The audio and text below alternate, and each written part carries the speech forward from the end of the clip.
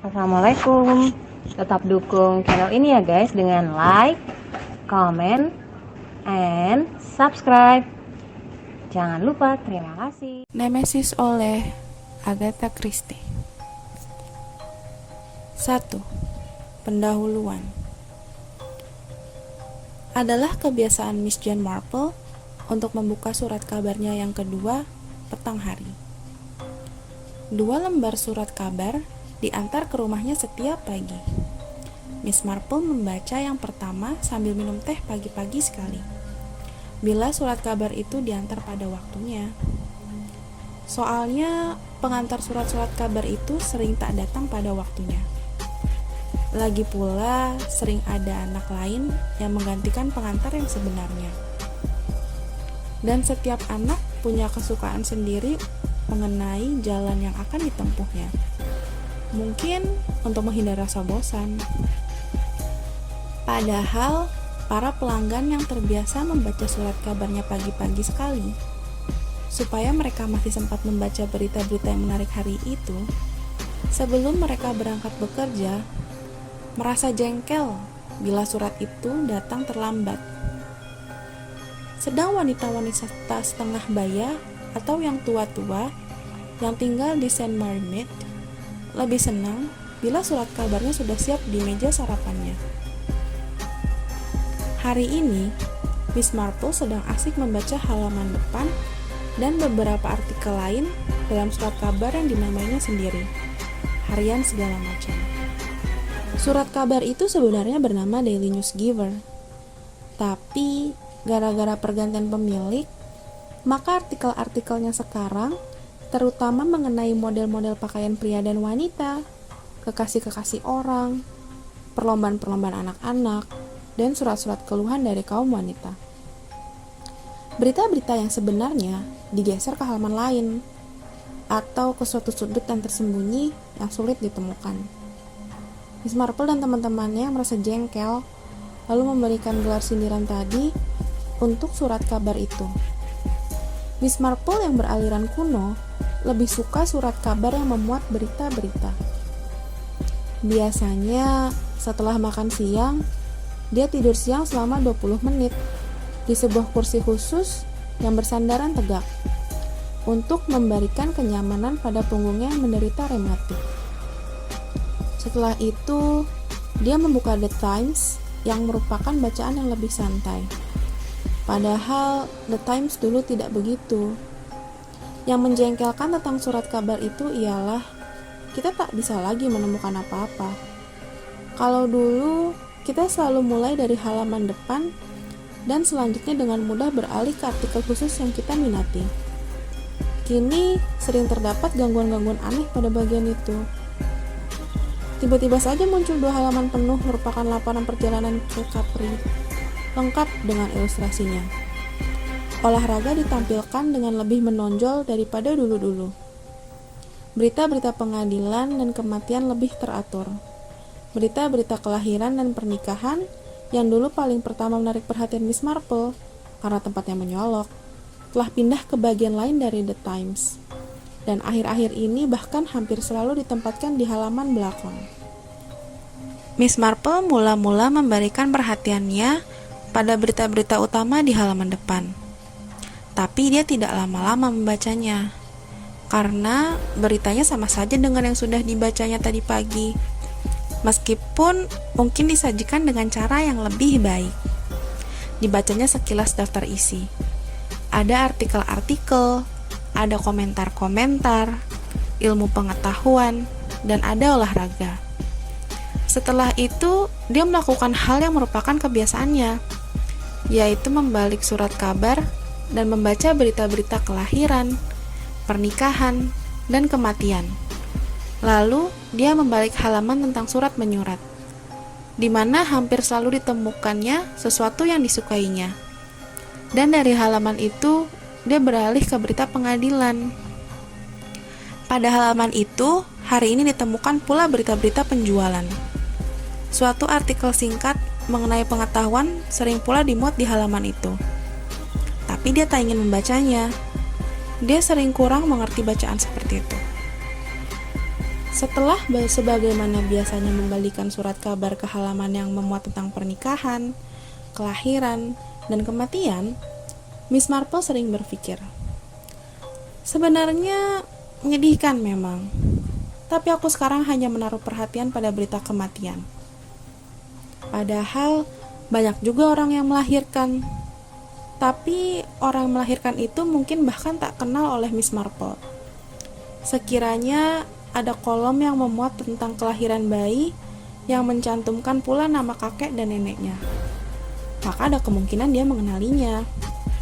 Mungkin dia akan berpikir dengan gembira, bukan main, Marin Prendergast sudah punya cucu perempuan yang ketiga. Tapi kemungkinan itu kecil sekali. Dia menelusuri kolom pernikahan-pernikahan juga dengan tidak bersungguh-sungguh, karena kebanyakan putra-putri teman-temannya sudah menikah semua beberapa tahun yang lalu. Dia sampai pada kolom kematian. Di situ dia memberikan perhatian cukup besar. Dia tak ingin sampai terlampaui satu nama. Yang tercantum adalah nama-nama Alloway, Angopastro, Arden, Barton, Betshaw, Bergoweiser. Nama yang sangat berbau Jerman, tapi dia meninggal di Leeds. Camperdown, Carpenter, Clegg. Bukan rupanya. Bukan Janet Clegg yang di Yorkshire. MacDonald, Mackenzie, Nicholson. Bukan. Juga bukan Nicholson yang dikenalnya. Oak, Ormerod. Mungkin salah seorang bibi itu, pikirnya. Ya, mungkin Linda Ormerod. Bukan. Dia tak kenal Quantrill. Astaga, dia pasti Elizabeth Quantrill. 85 tahun. Aduh. Dia mengira Elizabeth Quantrill sudah meninggal beberapa tahun yang lalu. Bayangkan betapa panjang umurnya. Padahal dia bertubuh kecil dan lemah. Tak seorang pun mengira dia akan begitu panjang umur. Race, Radley, Raphael. Ada sesuatu yang terlintas di benaknya. Dia kenal nama itu. Raphael. Belford Park, Maidstone. Oh, dia tak ingat alamat itu. Tidak menerima bunga, Jason Rifle. Nama yang aneh. Tapi rasanya dia pernah mendengar nama itu di suatu tempat. Rose Parkers. Nah, ini mungkin bukan Ryland, Emily Ryland. Bukan. Dia tak pernah mengenal orang yang bernama begitu, yang sangat dicintai oleh suami dan anak-anaknya.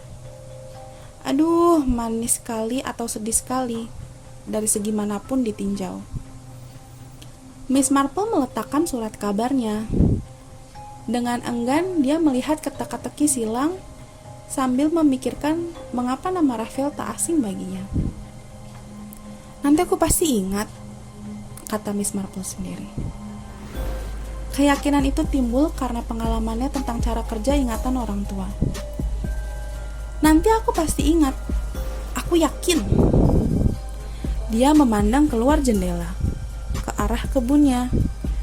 Tapi pandangannya cepat-cepat dialihkan lagi. Dia berusaha untuk tidak memikirkan kebun itu.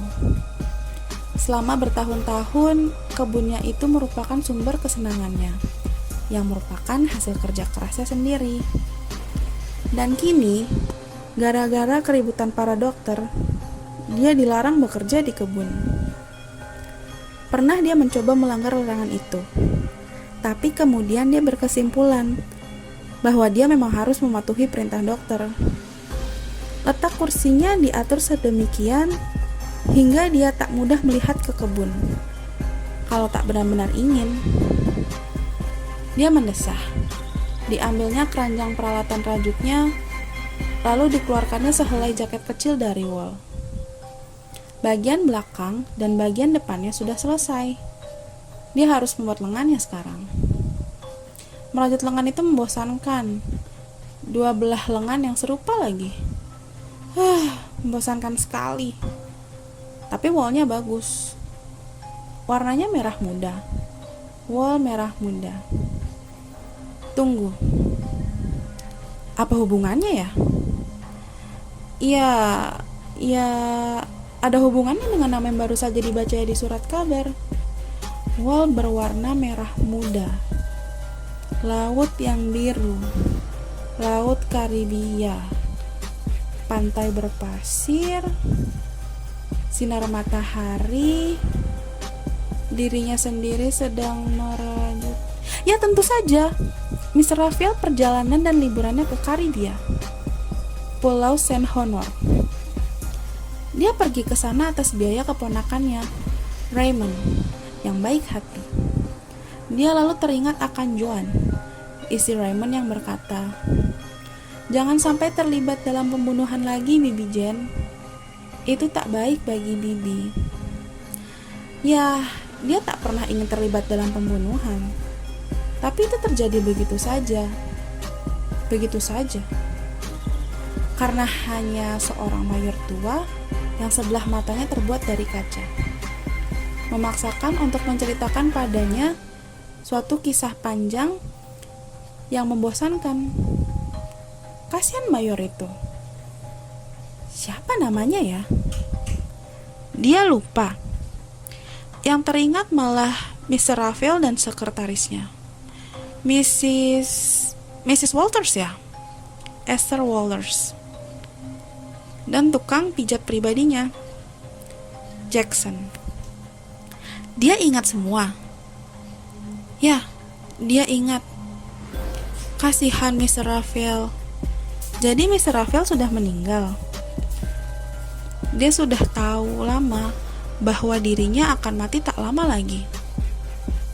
Dia pernah mengatakannya pada Miss Marple. Rupanya dia bertahan lebih lama dari perkiraan para dokter. Dia memang orang yang kuat. Dia keras kepala. Dan dia kaya sekali. Miss Marple tenggelam dalam pikirannya. Jarum-jarum rajutnya bekerja dengan teratur. Tetapi pikirannya tidak tertuju pada pekerjaan rajutannya. Pikirannya tertuju pada almarhum Mr. Raphael dan mengingat-ingat apa yang bisa diingatnya tentang pria itu. Dia memang orang yang tak mudah dilupakan. Miss Marple dapat dengan mudah menggambarkan penampilannya. Ya, Mr. Raphael memang mempunyai kepribadian yang kuat. Seorang pria yang sulit, bahkan kadang-kadang kasar sekali. Namun, tak ada orang yang membenci sikap kasarnya itu. Dia ingat juga akan hal itu. Orang tak membenci sikap kasarnya karena dia luar biasa kayaknya. Dia memiliki seorang sekretaris dan seorang pelayan pribadi yang ahli pijat. Dia tak bisa bergerak dengan baik tanpa bantuan. Pelayan pribadi itu merupakan tokoh yang meragukan, pikir Miss Marple. Mr. Raphael kadang-kadang bersikap kasar terhadapnya.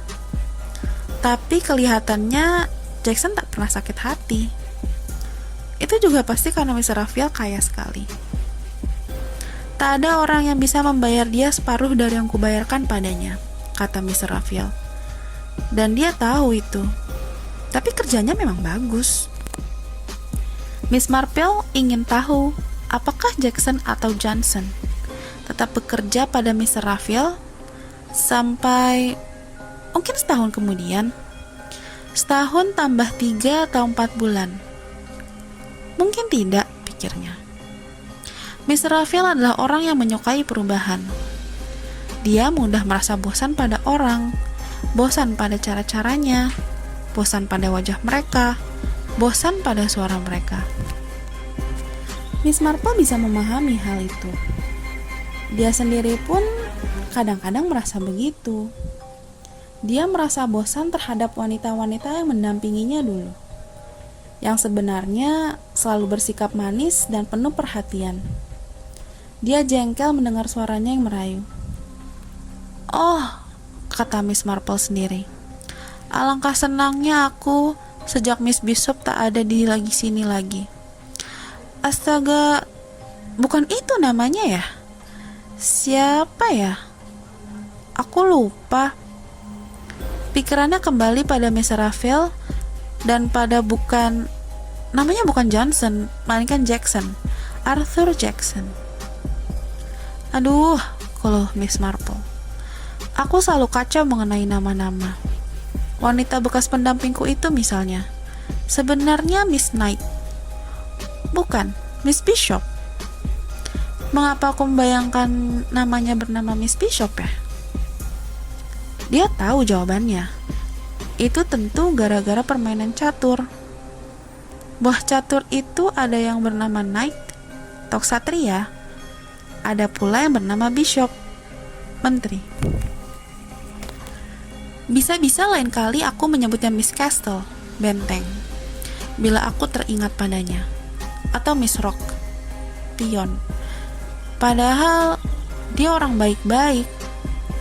Lalu siapa nama sekretaris Miss Raphael yang manis itu? Oh ya, Esther Walters. Kalau itu memang benar, bagaimana Esther Walters sekarang ya? Apakah dia mendapat warisan berupa uang? Mungkin iya. Dia ingat Mr. Raphael pernah mengatakan hal itu padanya. Atau apakah sekretaris itu yang mengatakannya? Aduh, aku jadi bingung sekali kalau ingin mencoba mengingat sesuatu dengan tepat. Esther Walters. Peristiwa di Karibia itu merupakan pukulan yang hebat bagi wanita itu. Tapi sekarang, dia pasti sudah melupakannya. Dia seorang janda. Miss Marple berharap Esther Walters sudah menikah lagi dengan seorang pria yang baik hati dan bisa diandalkan. Tapi agaknya sulit. Esther Walters agaknya cenderung menyukai pria yang kurang beres, pikirnya. Kembali lagi Miss Marple berpikir tentang Mr. Raphael. Di situ tercantum tidak menerima kiriman bunga. Bukannya Miss Marple punya niat untuk mengirimkan bunga pada Mr. Raphael. Dia mampu memborong semua kebun bunga di Inggris kalau dia mau. Apalagi hubungan mereka tidaklah sedekat itu. Mereka tidak bersahabat atau saling menyukai. Mereka hanya, apa perkataan tepat untuk hubungan mereka itu ya? Bersekutu. Ya, mereka hanya bersekutu. Itu pun hanya sebentar. Tapi benar-benar pada saat dan peristiwa yang sangat mendebarkan. Dan Miss Marple merasa dirinya seorang sekutu yang baik. Dia yakin itu. Dia sudah merasa yakin akan hal itu sejak dia berlari pada malam hari yang gelap di Karibia. Waktu itu berlari menemui Miss Raphael. Ya, dia ingat. Waktu itu dia memakai wol berwarna merah muda. Disebut apa selendang seperti waktu dia masih muda ya? Oh ya, Fascinator. Shawl itu indah, dari wol berwarna merah muda. Waktu itu dipakainya untuk menutup kepala. Mr. Raphael tertawa waktu itu. Melihatnya, dia tersenyum mengingat hal itu. Lalu dia berkata, dia hanya menggunakan satu patah kata. Dan Mr. Raphael tertawa, tapi akhirnya dia tidak tertawa lagi. Tidak, Mr. Raphael malah melakukan apa yang dimintanya. Mr. Marple mendesah. Harus diakuinya bahwa itu semua sangat mendebarkan.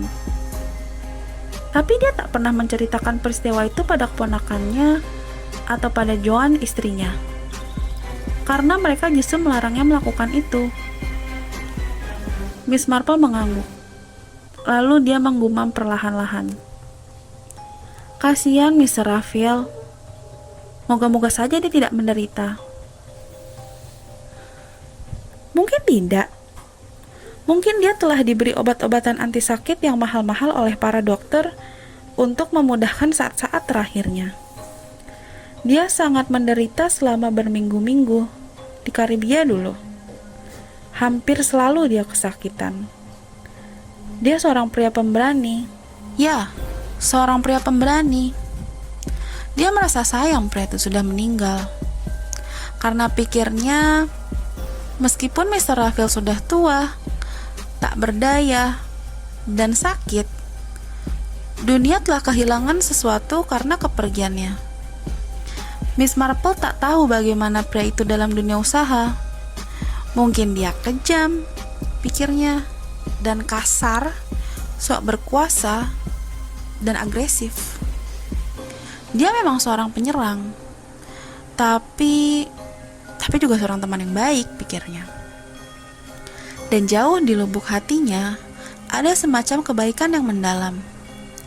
Tapi Mr. Raphael selalu menjaga baik-baik supaya hal itu tampak dari luar. Miss Marple mengagumi dan menaruh hormat pada pria itu. Pokoknya, dia merasa sayang pria itu telah tiada.